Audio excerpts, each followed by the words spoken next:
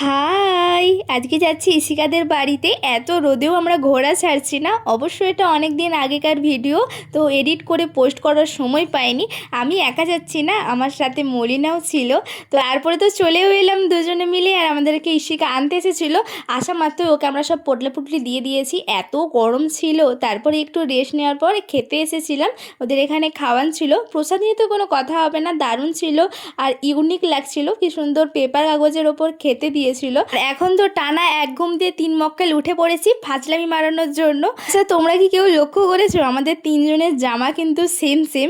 এখন কেন কেক বার করলাম, চলো তোমাদের সাথে সেটা নেক্সট ভিডিওতে শেয়ার করছি। হাই, কি দেখবো এরকম এরকম করে দিই স্নাইডি করে চাঙ্গলি কি করছি ইয়ারে, সাথে আধার কার্ডের ফটো তুলবো ইয়ারে।